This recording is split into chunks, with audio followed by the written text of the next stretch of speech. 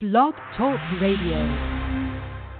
Welcome to the Pond Hunter broadcast from the Under the Sea radio show on Blog Talk Radio. The Pond Hunter, in the pursuit of all things aquatic. Take a look into the world of koi ponds, water gardens, and the lifestyles of the aquatically obsessed. Meet the pros, hobbyists, and cover some no-nonsense pond advice straight from the field. The Pond Hunter, in the pursuit of all things aquatic.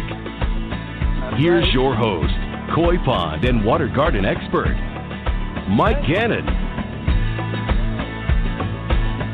Hey, everybody. Hello. Hiya, folks. Hey, everybody, and welcome to the Pond Hunter Radio broadcast, episode 53. I'm your host, Mike Gannon, owner of Full Service Aquatics, a koi pond, water garden, and water feature company based in Summit, New Jersey. Check us out, fullserviceaquatics.com. I'm very happy to be here with all of you aquatically obsessed people out there, and happy you're all with me. In this episode, we're going to talk about how to raise baby koi. I want your fish parenting skills to improve.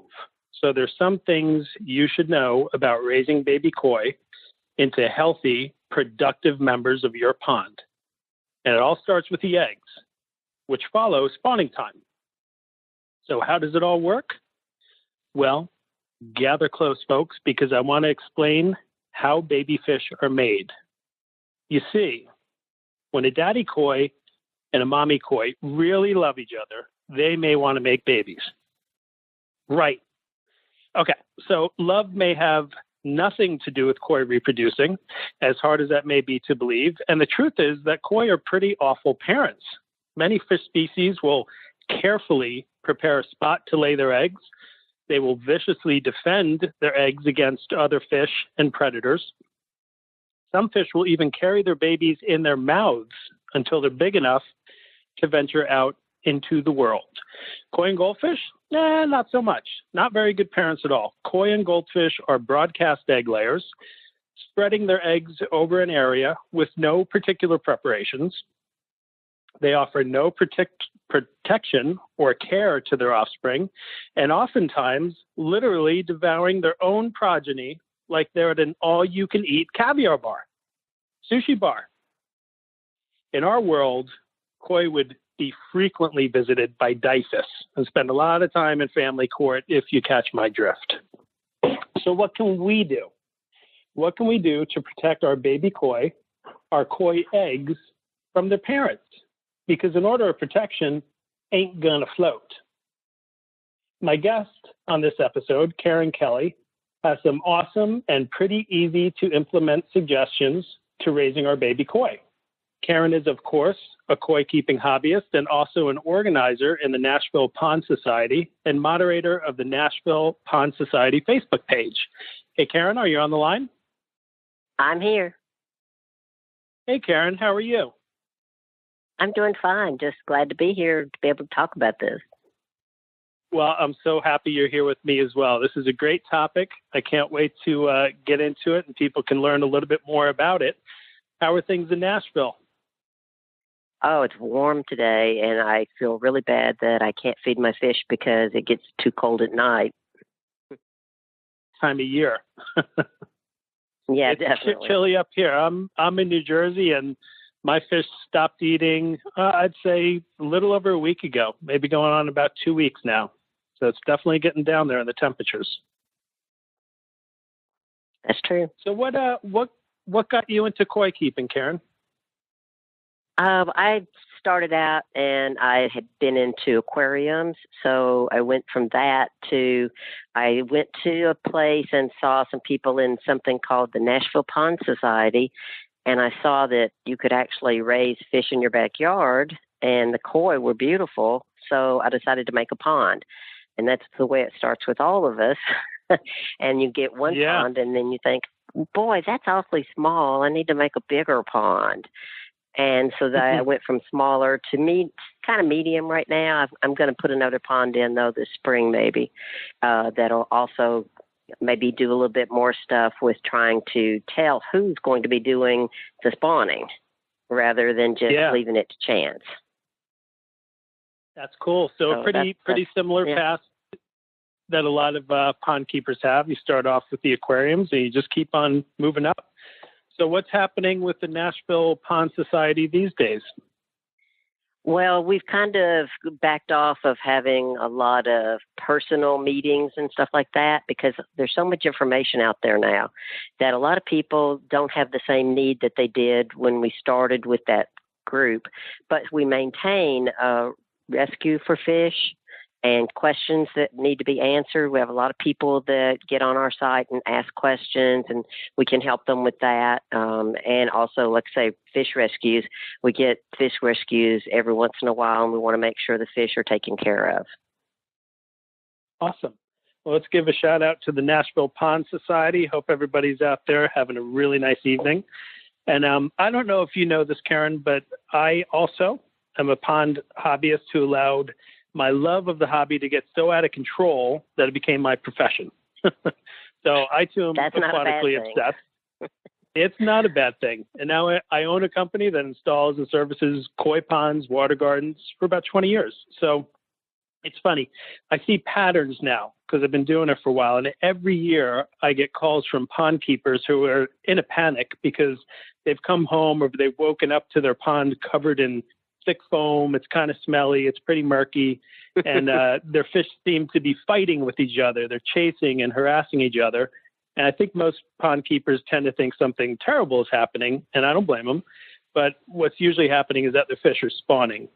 And once they're armed with that knowledge that their pond is not about to explode, the next question is almost always, what do I need to do? And my answer typically is, because most of them are not into raising them. So I say nothing, let the fish do what they do and the cards fall where they will. And maybe you'll get babies, maybe not. Unless they want to raise and grow out some of the eggs, then it's a whole other ballgame. And that's what we're going to discuss on how to raise baby koi.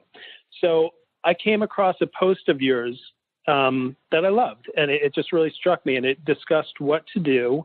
And I thought it was really informative. It's kind of a step-by-step process you wrote out. So let's talk about some of your suggestions to raising baby koi.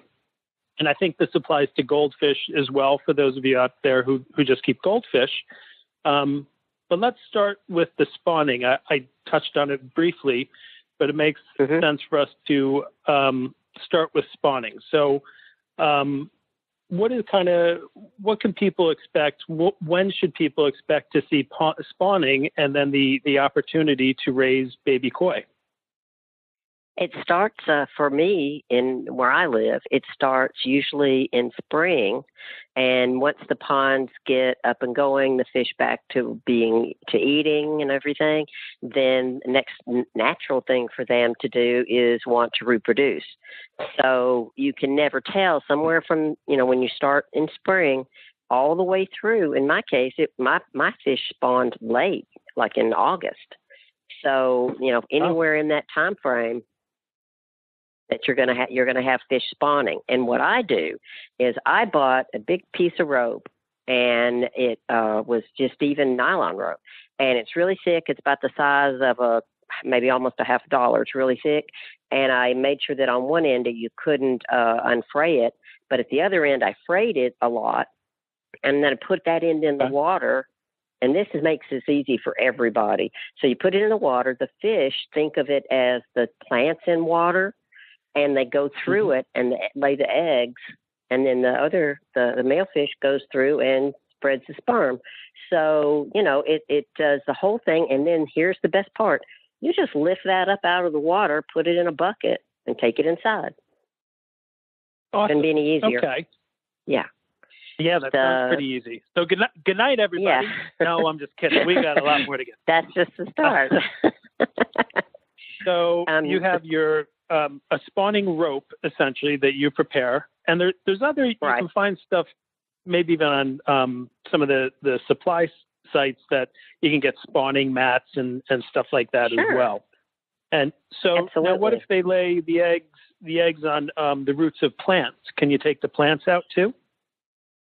That's what I did have some that wound up on plants. So I didn't want to miss any of them. So I went in and I got those plants and brought them in as well, because you really only need the plants inside as long as the eggs are there. And once they hatch, you can put those plants back outside. Okay. So that's not a problem. Is there any special equipment that people should use when they're removing eggs from the pond? Nope, I did it with my fingers. Here's the hard part, though. The funniest part about this is I couldn't see the eggs because I thought the eggs were going to be bigger. They're really, if you have a pin like you're going to make for when you're doing dressmaking or something and it has a round top on it, that's the size of the egg. It's that tiny. And so I kept missing the eggs every time my fish would spawn because I wasn't putting my spawning rope in there, and I wasn't seeing the eggs. Once I got that connection, then it was much easier. Everything worked out. Everything went in a bucket, went in half. Okay. So the eggs are maybe a couple millimeters across. Yeah. So they're pretty small. And they're kind of almost a amber color. Amber, okay. And then with the spawning rope, the material that, should somebody choose to do that, is there a strategic place to put that rope or material? Yes, because fish like to spawn around where the water is running. I don't know why. Okay. I think it's because when they lay the eggs, that makes it better for the eggs that when the water's running, that means that they're not going to be stagnant. And so it's safer for the eggs that they'll hatch if they're in a place near where the water is actually moving. Okay. So that could be maybe close to a skimmer or close to perhaps a waterfall area. Exactly. Would that make sense? Okay. Oh, that's great. Perfect. Okay. So they've laid their eggs. You've taken the rope out. What equipment do you need to actually raise the babies? What would be the next step? You take the rope with the eggs out and you're placing it where? What's the next step? Well, I take the 5-gallon bucket that I put the eggs in, and I also put the pond water in there with it and fill it up about halfway. Depends on how many eggs you get. I only took about 50, 60, maybe 70 eggs out of the pond, and the rest the fish ate because I knew I could not get rid of that many more fish.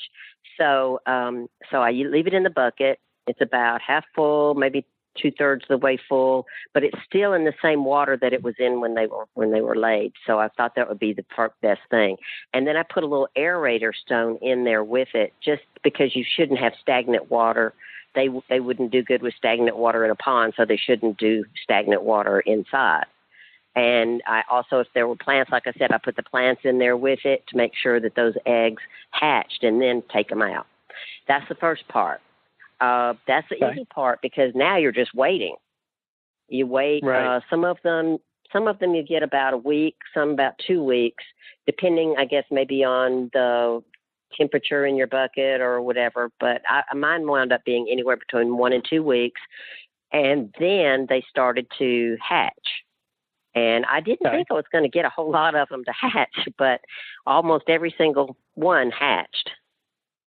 Wow. And then this is in a bucket that maybe you like one of those Home Depot, just a regular plastic bucket, nice and clean. Is that correct? Yep, that's correct. Although the fish could care less if it's clean. If it was outside in the pond or at the pond, as long as you don't get anything in there like a lot of debris, it's totally fine. You don't wash it or anything because obviously you don't put soap in something you're going to put fish in. So it's just a bucket. I have multiple buckets outside because you never know. And so a bucket and an aerator, which is pretty basic equipment, which is great. Right. One more thing you put in there, because if you put plants in especially, you're going to need a grow light. If you want your plants to stay alive for this 1 to 2 week period, they're going to need some sunlight. And it's better to have them in a place where the fish themselves don't, they don't mind it at all. But I just put a grow light on it so that you can make sure that there's some sunlight. And it also helps keep the water a little bit warmer. Okay. So you don't have to do that. Grow light. Yeah, and that takes care of your plants, and it also helps keep your fish warm in a warmer condition, so you don't have to worry about thermostat. And probably having some full spectrum lighting is beneficial to the fish, the fry, in some way or another. I believe now, when you're aerating with the aerator, when you're aerating, do you want it strong? Do you want strong aeration? Do you want soft aeration? Is there a certain level that your diffuser should be at? Like, do you want it at the bottom of the bucket, the top? It's a little bitty. I use just a little bitty tiny aerator, and it's just like maybe an inch long. And because you just want to move the water a little bit, you don't want to create a lot of motion, because these fish, when they first hatch, they're very fragile. So you don't want to do anything that's going to be too rough on them. So strong aeration could. Okay, that's good, because strong aeration could potentially hurt the little tiny babies. Right, because when they do start trying to swim, which I don't know if everybody knows, fish don't know how to swim when they're born. So when they first start to swim, they'll get really tired because they're trying to go against the movement, So it makes it harder for them to swim. Okay. So that's once so you interesting. see, I actually didn't know that. yeah. So once you see that the fish are starting to actually hatch, you don't even really notice it as much because they're so tiny. And somebody described it to me as 2 black dots with an eyelash in between. And I didn't understand it until I saw it, but it's the two eyes, and then the body is the size of an eyelash, basically. And so all you see is just like it's so fast. It moves so fast at first because they're just now hatching out. And a lot of times they'll attach themselves to the side of the container, and they'll be upright. So you might see things that look like little upright lines along the edges, and that's them attaching because they still have that egg sac that they can get nutrients from, and until they get rid of those nutrients, they'll stay attached. Okay. So they live off their egg sac until they're big enough to start receiving food from us, prepared foods and stuff like that. Now, do you have to do water changes, or do you do filtration on the tank at all? Well, when they're not eating, obviously, you don't really need to do any water change. You just keep that little aeration going. And then once they start to eat, that's when you have to worry about filtration. You have to worry about changing water and things like that, because you want to get rid of waste. You want to get rid of food that want to stagnate, just like you wouldn't in a pond. So that's when you have to worry about that. When they're really super tiny, when the eggs are really super tiny, they don't eat anything that's almost big enough for you to see. So what a lot of people do is they'll take and boil some eggs, and then they'll take that and mix it in a blender with some water, and make sure that it's a substance that's a little thick but not pasty. It's going to be big enough, thin enough that it will distribute itself among all the fish. And then you just put some in the bottom, and they will eat that. They don't have really big mouths, so they can't really eat anything solid yet. So that itself will help. And then they also have these little tiny baby brine shrimp that you can buy in a jar, and they have a little teeny tiny spoon, and you just barely give them a little bit of that, and they distribute into the water, and they're small enough that the fish can eat them. So because they're so tiny. Yeah. Okay, so that's the next thing. What else you want to know right away? Because I've got a lot of information. I want to know what you think. Sure. Okay. So some of the foods. So once they get to a point where they can start taking some foods, you're suggesting brine shrimp. And now, when you said egg, do you mean egg yolk? Is that correct, or do you mean the entire egg? Well, you can put the whole egg in there. You can. Okay. Cool. Is there a particular temperature that you're trying to keep this water at during this stage? Well, once they get to this stage where you're going to start feeding them, you want to take them out of the bucket or whatever, in my case, because I had it in a bucket, I wanted to be able to see the fish better and be able to clean things better. So I transferred them to a container, which is simply like one of those containers you store stuff in. Mine was probably, the first one was about a foot by 12 by 12 because they were still really tiny. And I was able to do everything I needed to do and see them really well all the time. And it was with that light, that grow light on top of it, it kept them pretty warm, so I didn't have to worry. But if you didn't want to use a grow light or didn't need to use that, you could get a small mat type heater to put in the bottom. Mm-hmm. Okay. And that way, so but I try to keep them warm. Okay. Go ahead, before they turn into the eyelash with eyeballs, how long does it take for the egg to actually hatch? So once you take the eggs out, how long does that take? I didn't even ask you that. Oh, I'm sorry. I thought it's 1 to 2 weeks. 1 to 2 weeks. Once you bring them in the house, they start to hatch. Okay, great. Okay, and then we get the little tiny babies. We have some food for them, and then where do we take it from there? Okay, so as the fish start to get a little bit bigger, where you can see them better and everything, you're going to probably need a bigger container even than that. So at some point, you have to get a bigger box. I used one that was about 10, 15 gallons of water in it. And I kept containers that I could switch out water when I needed to and everything. So I put some stones in the bottom of it because I wanted it to be like an experience they would have in a pond. And I found out that when you put stuff like the boiled egg mixture or any of the food, some of it would get on these rocks, and then they would have that same activity you would see in a pond. So that made me feel like they were pretty healthy because they were doing what I expected they should do. So that was just one of those things. Plus, some of them are bigger than others. So you have to have a place for smaller fish to hide because the bigger fish will bully smaller fish to get food. That's just natural part of what they do. So now we're into another container. Now we're into another container. It's bigger, so you've got fish that are now eating more, and this is where I kind of had to do a little research on my own and just a little thinking, but I started taking normal fish food that I feed my regular fish, and I took some called Pleco wafers because, all baby fish like to eat algae. Well, these Pleco wafers, they're algae.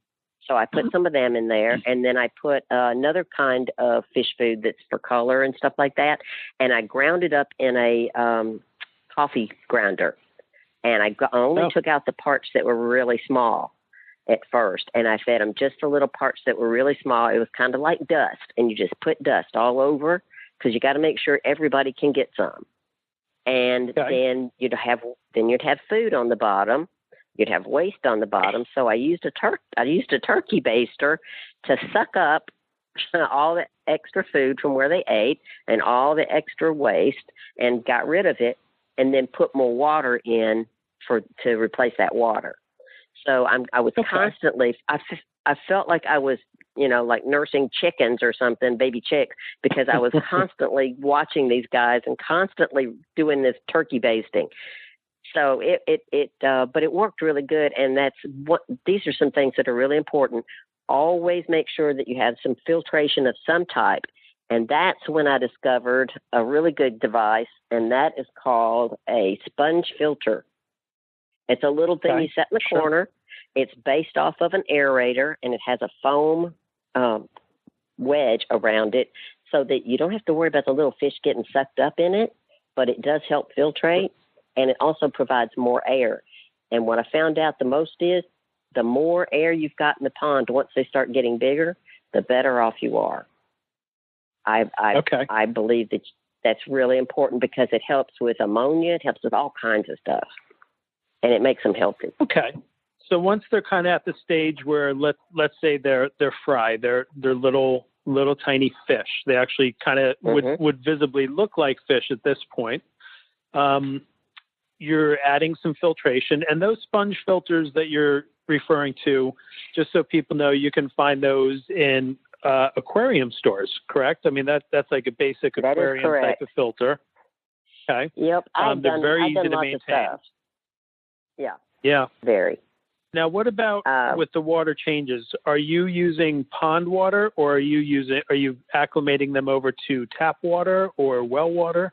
How do you handle that? I use dechlorinator because it's Okay. I want to try to keep it as clean as possible, and I think that if I put pond water in there, while it might be good for them in a way, it's not any better for them because there's stuff in the water, and you don't know if there's any bacteria or any small things in the water that shouldn't, that might harm the fish.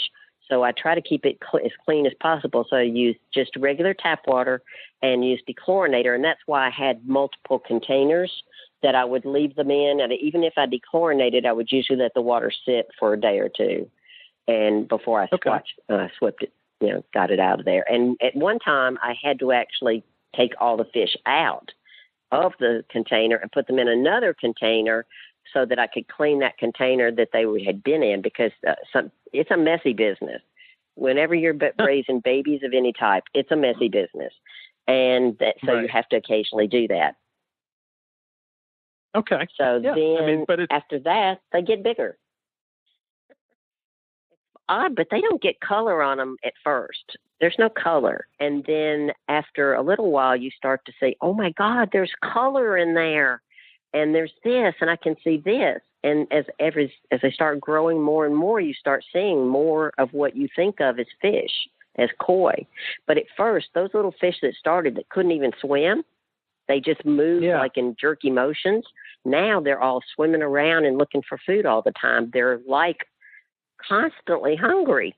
They're always looking for food, and you can't always feed them every single time they're hungry. So, and they're developing color. So where along the timeline are we right now? How many weeks in before we start seeing them developing colors and really swimming? I think about 3 or 4 weeks, you see them swimming, and you can tell that there's more than just an eyelash. They're bigger. And then about 8 weeks, you see some color on some of them, and some of them are, you don't see as many bright colors, but you see some colors. And you can tell if one is white or if one is black or, anything like that. You get some of that. But then there's some yellow, and there's now orange. And, oh, my God, look at that. That looks like a so-and-so. So that's I guess amazing. About 3. Yeah, it is. It's so crazy, and it's so wonderful when you see it, because you're really putting everything together. But you also run into a problem at that point, and that problem is tobies. And this is something I never knew even existed, but whenever you have fish, when you have koi babies, you get some fish that get bigger than the rest before the rest, and they're called tobies. They're usually dark-colored fish, and they're kind of a throwback to what koi were before they started, adding in all these other kinds of carp and things like that. So they will bully everything, and if you let them, they will eat everything. So here's what you have to do next. One of those other containers you got to have another container, because now you've got to separate the tobies. Otherwise, they'll eat the other baby fish. So I separated my tobies. I didn't want to kill them. Some people say kill them if they don't ever turn into really anything pretty, but that's a whole nother thing to talk about, because there's a lot of controversy about it. But now I saved my fish by putting them in 2 separate containers now.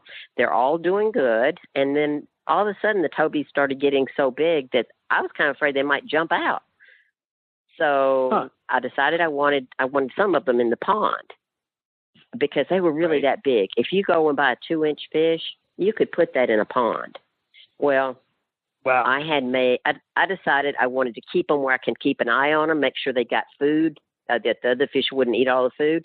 So I made this hula hoop net, and I made it so it's like a cylinder, and you just set it down in there, and the top part had some stuff around it to make it float. And I put them in this, basically they're in a big baby place, like you would put small fish in an aquarium. You have those little netting things This is similar to that. And so then I'd go out every day and I'd feed them. And they came up. They knew I was coming, and they would come up and wait for me to feed them. So eventually, when it got cold enough, I decided, and they were a little bigger, I said, well, you guys are doing okay. I'm just going to let you go. And they're now in the pond on their own. But the rest of my fish are in a 40-gallon aquarium at this point because there's about 25 of them, and they're going to get big over the winter. So I'm not sure. I may wind up having to get another aquarium. But it's fun to watch them, though. So now you've got... It's got to be amazing. Now, so you started with... I'm just real quick. You started with, let's say, 60 babies, right? 60 eggs. Yeah. How many of those do you think developed into Tobies? Probably about a third of them. Wow. Maybe a third, maybe a little bit less than a third. Well, it could be. I mean, when I first took them out, I took out about 5. I took about 4 or 5 more, and now I'm in the pond here, in the aquarium here. I don't really have a lot of Tobies. I've got a couple that are bigger than the rest, but they're not acting as much like Tobies, and they don't look like Tobies. So I don't know. It's sometimes kind of hard to tell whether it's just a fish that you fed a lot or that was opportunistic and ate a lot of food, or, whether it's a Toby. So, because they can come in more than one color. It's just the term for a fish that gets really big and starts turning on all the other fish. Okay, but otherwise the characteristics of it are, it's a koi. It just grows at a disproportionate rate to the majority of the other fish. Okay. Yes, and then it tries to eat the other fish. That's no good. We don't want that. Yeah, right. Yeah. I always tell people that they're very peaceful fish and they don't eat each other, but that's really in the adult stage. I guess when they're still that young, it's a rough world out there, and they'll go after each other, and that's unfortunate, but that's the way it goes. Yeah, and then there's the small ones that don't grow hardly. They grow so super slow. So, they're just really small, and it's not hard for them to get those little fish. So I put in I put in some little things to try to help them hide away from the bigger fish. And I was really doing really well, and my Tobies weren't eating the baby fish as much and everything. And then they started this all at once one day. They started chasing all the babies, and that's when I had to separate them. Wow. Because they were trying to eat, and they did wind up eating a couple of them. Okay, yeah, so your Tobies are in the pond. Mm-hmm. It is. It's nature. Your Tobies are in the pond. You have your other guys now. Those are still in a tank as we speak? They are. They're right in front of me. They're in a 40-gallon breeder tank that I bought. I did not think it would cost me so much money because I wasn't totally prepared, so I had to go out and buy some stuff that I wasn't thinking I was going to need. But now they're doing great, and I try to keep it like a pond rather than like an aquarium, so that there's stuff on the sides of the pond, in the pond, and then there's stuff on the sides of this aquarium tank that I usually try to let some of it stay because they will eat off of all the stuff around the edges, and that's what they do. They do it in a pond. Yeah. They do the same thing here. But as far as that goes, they're doing great. And I will say this: when the fish are small, when the little fry are small, if you can get your hands on some water hyacinths, put a few of those in that container because they help filter the water. And they also help the baby fish have a place, the smaller ones have a place that they can go to and be, away from the bigger fish. So that's a big thing. When you do start to put a pump in there, I did put a pump on the outside of the pond once they got bigger, but I put a foam thing on the intake so that the little fish wouldn't get sucked up in it. That's the first time I tried to do this. I had very much a disaster, and I put a pump in there, and they sucked up all my babies. and I was like, oh, no, maybe I shouldn't have done that. Yeah. So I learned the hard way. But you can get filters that go on those, and that way they'll be fine. And then you can just clean it off, turn it off and clean it off, and then put it back on, and then that'll keep them okay. But, that's pretty much it. There's, there's certain things that come up. I did a lot of searching on the internet, and looking at videos from people. And that was how I kind of came to where I was with doing this for the first time for real.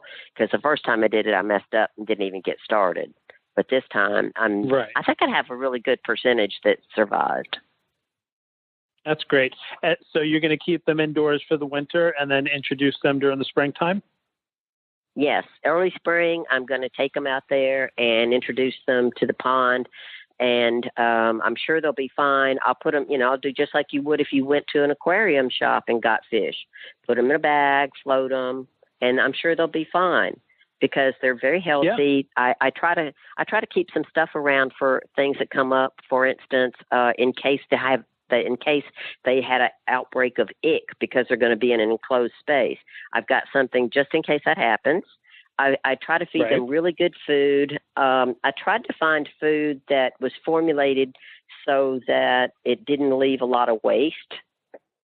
I found some shrimp pellets that they love, and it's for bottom feeders. So I have food for bottom feeders as well as the fish that come up to the top. I try to give them bloodworms. So I have dried bloodworms for the ones that like to eat at the top. I have the shrimp pellets for the ones that like to eat at the bottom. And I have bug bites, which are really just little bugs, dried bugs. And those are also that go down to the bottom. So I try to keep it so that everybody's going to be able to get something to eat. And so far so good. Some of these guys are now about 3 inches. I know. I had a real education about that because I was like, well, what am I going to feed them? And worked from there. That's how it went. What size would you feel comfortable reintroducing the rest of your babies back into the pond? How big would you like to see them be? Well, I think by the time it'll be, if I don't overfeed them and if I don't underfeed them, they'll probably be about 3 or 4 inches. So that's totally fine to put in a pond. I still have my hula hoop container that I can put back in there and everything, but I think they won't need it, that they'll be okay with that size of a fish. I was only worried because the tobies I put in there were only about maybe 1.5 inches or 2 inches when I put them in that container, and they grew in there for a while because I was just afraid that they would be so small that something else like a frog would eat them. Okay. Yeah, exactly. There's definitely predators out there. Oh yeah. And then when are you moving to Japan to open Karen Kelley's fish farm? I would love to just even go to Japan and see that because I think it's really cool. I see a lot of videos about it and everything, but the funny thing, the most unusual thing about this whole process was I'd had a fish kill where I lost a lot of fish, and I don't keep a huge amount, but because I do fish rescues, I had multiple fish in my pond that were more than I normally had. And one of the fish that I had bought maybe a year and a half before was a certain type of fish. And now when I'm seeing these are babies from those fish. One of them is a baby from a fish of mine that I had bought a year and a half ago. And I didn't think it was spawned, but when they were spawning, those younger fish were going around with them. And some of those fish can't be anything but that fish. So I'm like, wow, this is amazing to see. This is exactly, I can show you pictures of both of them, and they look identical. They're almost identical. It's awesome. It's so fun to watch and see where the babies came from and to see, how they all look. Yeah, the genetics of all of it is amazing. Tell me about your fish rescue. Well, what's going on? We go out and people call and people they just contact us on the Facebook page, and they'll say, oh, my so-and-so's closing this pond down. I bought a house maybe, and they got fish and things like that. And they're looking, some of them I can help with, like maybe getting them to keep that pond with those fish and you just educate them a little bit. And then some of them, they're like, no, this is my mom's house and she's can't take care of them anymore, and we need to close it down. And then we have to help find a place for them. Thank goodness we have some places like the zoo. The zoo has taken in quite a few koi that are rescued. Oh, yeah, it's wonderful. Yep. And then also the Opryland Hotel has taken in a lot because they have an indoor river, and it's got koi in it. And so wow. they saw it when we had the big flood a few years ago. You know, they saved some fish, but I don't think they got to save them all. And so this was a good thing for them to help out as well. And then we have people that were in the Pond Society that, you know, that might want fish. We also have people that are just, I say, hey, does anybody need any fish? And people will respond, oh, yeah, we could probably help. And sometimes people would go out, like multiple people would go out and, you know, rescue a lot of fish. We used to do big, huge rescues, but now we've gotten to where we don't have as many people available to do it, but we still try to do as much as we can. So that's a great resource for the Nashville area. All of my fish are rescues that I've gotten over the years. You know, same thing. People move, they abandon their ponds, all sorts of stuff. I was just contacted today by a gentleman who had 75 koi that he was looking to rehome. So it's just, you know, fish rescues are a really important part of our hobby, our industry, our lifestyle. So I appreciate you doing that. And just really amazing info, Karen, on how to raise baby koi. I really appreciate you sharing this information with me and the listeners. So many people just don't know what to do when their fish spawn, and they don't get any babies from their spawn because they all get eaten, the eggs get eaten, and now they can. So there is a way. Is there a way that people can reach out to you if they have questions? Sure. They can find me at the Nashville Pond Society on Facebook. And I answer, I'm actually got a good rate at answering questions, usually pretty quick. And anybody who has any questions about it, surely they can, you know, contact me there. I even have a little button on there where you can send me messages and stuff like that. And any help I can give, I'm more than willing to help anybody with this because I've really enjoyed it, and I've had fish for a long time, and then never really did this before until this year, and I'm just discovering a whole new aspect of owning koi. And even the same with goldfish. I don't have goldfish in this pond, but I have a small pond with goldfish in it, and they had babies I didn't know about. So it's just so fun. Lots of fun. It is. It's great. And thank you so much for being here. I hope you come back sometime. Oh, I'd be glad to. It's nice talking to you. Well, thanks again. You too. You take good care, and we'll catch up another time. All right. Thanks a lot. Bye-bye. You're welcome. Thank you. That was Karen Kelley, everybody, an avid koi keeper and raiser of baby koi. She's also the organizer for the Nashville Pond Society, and you can find her on Facebook, which is the Nashville Pond Society Facebook page. So thanks again, Karen. So next time you pond keepers experience spawning in your pond, you know what to do. I see most spawning happening near the end of spring, kind of post-equinox. But I've also seen spawning happening later in the season, like Karen had referred to, sometimes in August or just at some odd ball times throughout the season. However, the majority of spawning is going to take place in late May into June, generally speaking. So get your spawning mops ready, get your spawning ropes ready, prepare those holding tanks because the babies are coming. How fun would it be to raise your own koi? Come on.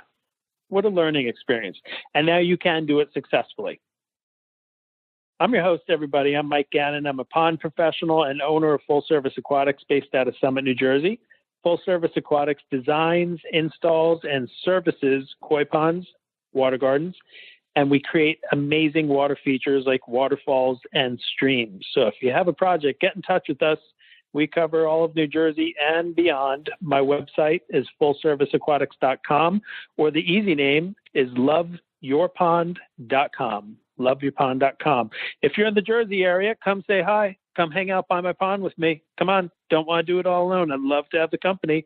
You can find more Pond Hunter on YouTube, Twitter, Facebook, and you can find this episode 53 and the entire catalog of Pond Hunter radio broadcasts on Blog Talk Radio and iTunes. So leave a comment, say hi, and until next time, thanks for being here and sharing this time. Keep it pondy, everybody. You have been listening to the Pond Hunter Radio broadcast on Blog Talk Radio with your host, Mike Gannon, the Pond Hunter. In the pursuit of all things aquatic, broadcasting Wednesday nights on Blog Talk Radio. The Pond Hunter, keeping it pondy for the aquatically obsessed. That's right. That's you aquatically obsessed folks. Thanks for joining, and we will see you next time. Share this terrific hobby and lifestyle with your friends, family, and loved ones. We need more of this out in the world, this crazy world we live in. And we'll see you next time, everybody. Peace.